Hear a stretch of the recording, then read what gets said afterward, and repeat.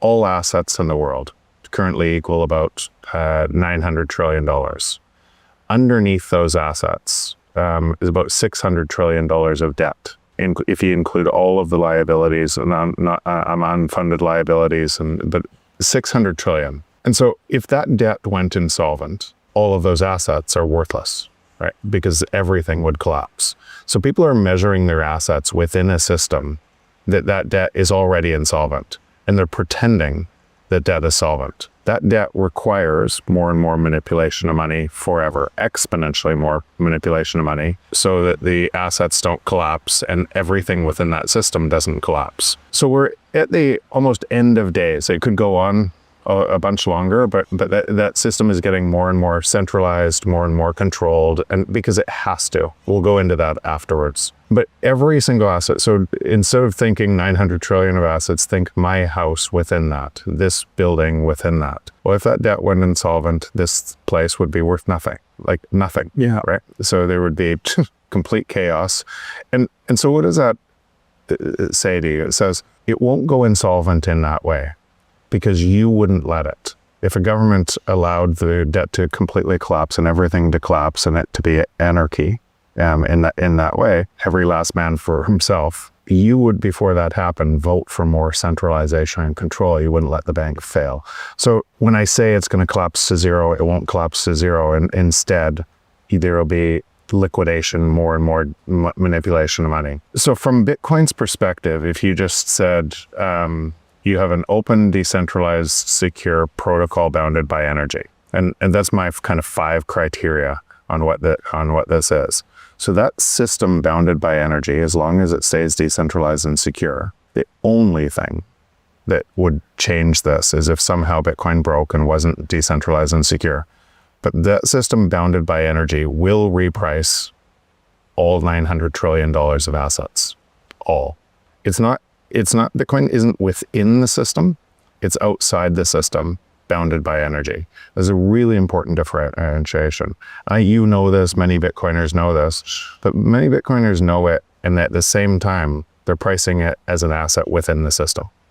Okay, so it's outside. If you hold it in self-custody, if it stays decentralized and secure, bounded by energy, it is repricing that entire system over time. So what does that mean? So you take that 900 trillion today of purchasing power, not 900 trillion of paper money, of purchasing power, and you divide it by 21 million. Or if you said that how many lost coins, you divide it by a smaller number. But let's say that number equals 43 million. Approximately 43 million of purchasing power in today's currency of Bitcoin. But what would happen from that system? From that system, you're living in the first global free market that has ever existed. And from that system, prices fall every year. Prices, as we automate, as AI moves faster and faster, as AI merges with robotics, as the free market adds more people to the free market, and those ideas compete to provide us value, prices fall forever relative to that 43 million. So that 43 million gains more and more value forever. So if you had a small percentage of a Bitcoin in time, that would be enough to live forever. And it's just, all we're talking about is the timing of when that happens, rather than does that happen. So I think, and you know, I appreciate our conversation so much, Jeff, because I think you take me out of that perspective. I mean, it's very difficult. You're the one that actually told me this. It's very difficult to imagine that system within the existing system. it's impossible. Yeah. It isn't in the system. In other words, you have to use first principles and then ask what will happen because of that, what will happen because of that, what will happen because of that. Because when I think about this, I think about all of our mental lattice, all of our books, every single other thing we've ever written is within the system. We've always lived in a control system. It's never been a global free market. We've always co-opted money. When people say gold is actually the store of value, it hasn't. It's failed many times. It gets repriced, it gets centralized.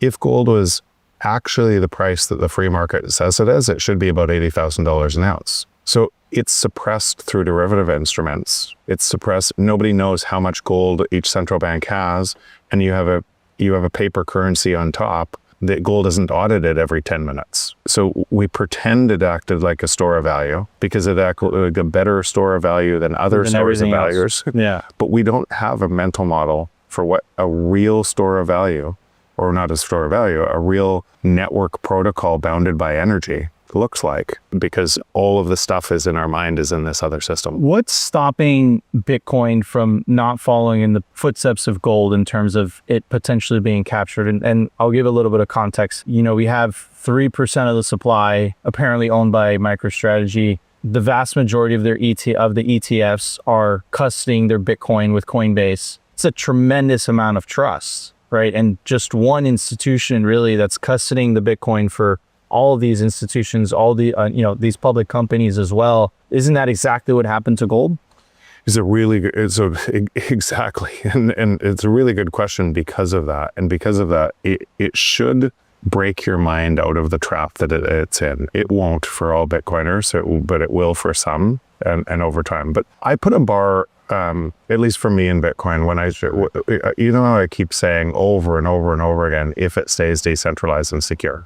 That's my caveat to Bitcoin, repricing the entire system. What would not make it stay decentralized and secure? One of the things is exactly what you talk about. If in over 5,000 years in history, we've always centralized, and we've always believed that inflation is natural and deflation is unnatural, then it's not Bitcoin, it's us that centralizes. Is it human nature? It's human nature. It's Okay. greed, fear, and fear. In fact, a lot of control mechanisms are created by creating fear in us. That then we we give our control, we give our time away through fear because somebody else will protect us, right? And so that's an age-old trick. It's how false flags work. It's how so to be able to create that fear. If I knew everything about Bitcoin and I couldn't stop it every other way, I did social attacks, I did climate, it's bad for the climate, I did all of these things. If I couldn't stop it, what I would do is I would try to co-opt it. If I knew everything that I knew and I was an adversary, I would try to co-opt it. I would say, I'm so for this, we're going to regulate it to make sure that our country wins on it. And I would get people to trust my centralized coin because it was safe, right? That sounds very familiar, Jeff. So all of the actions that we see here, and then what would those people be doing? What those people would be doing over time, many of the Bitcoiners today would make so much money in that centralized system that they wouldn't be Bitcoiners anymore, right? They would be trading their, I've won, they would move over this. They would be moving out of self-custody into the system, trading the system to trade their Bitcoin for a piece of paper. And the Bitcoin would be centralizing as a matter of fact. And it would seem so normal because they were pricing from a fiat system and that fiat system had to drive inflation. Yeah. So it had to centralize at a faster and faster rate. But because they would think they were getting rich within that system, it would co-opt them into that system. And I think many, many Bitcoiners are going to do that along the way, and they're going to sell, they'll do okay, everything else, and they won't be Bitcoiners. The question is how many more join and understand what Bitcoin really is for humanity. Yeah. How many people keep going? Because most of those people that do that don't run nodes. They're deferring their judgment to somebody else. And the people that run nodes, and more so in time, it'll be economic nodes.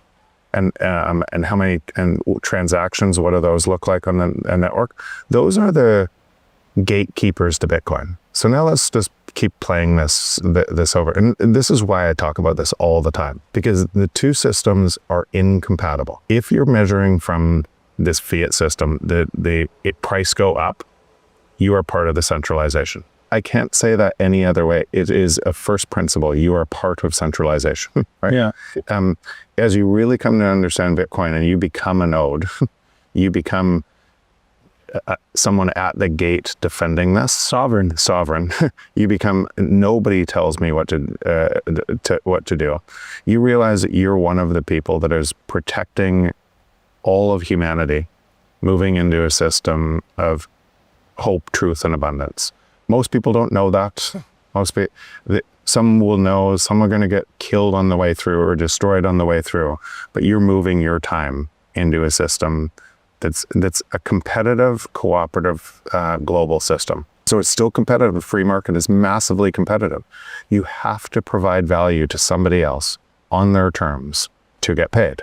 But everybody wins by that. And the more people in it, more people win. Because what I'm saying is so unclear to most people, right? They're still measuring Bitcoin by the other system. They're measuring prices in the other system.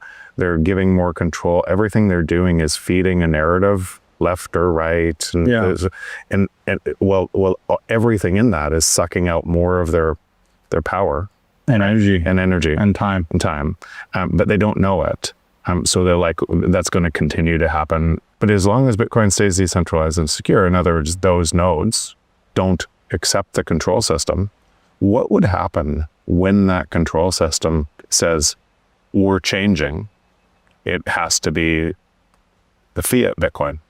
It would look like Bcash on steroids. Yeah. Right. It would look like 2017 on steroids. And in the first little bit, there would be a lot of people and threats of you have to convert.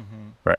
But as long as those nodes and people and all over the world, and if you think about game theory here, I doubt that system, so that would be hyper Bitcoinization. That system trying to attack Bitcoin, I suspect that system would then be liquidated. Need liquidity without having to sell your Bitcoin? For more than 6 years now, Ledn has been the trusted choice for Bitcoin-backed lending with transparency, security, and trust at their core. I absolutely love these guys, and I personally not only have an account with them, but also a loan. And some of the key features that I love about Ledn is the fact that there are no monthly payments. You pay at the end of the term. You also have the ability to roll over the loan as well, and you can pay it back whenever you want. Essentially what they do is that they help their clients unlock the liquidity of their BTC, allowing you to HODL while still accessing the wealth of your Bitcoin. They've been battle tested with their focus on transparency, security, and trust,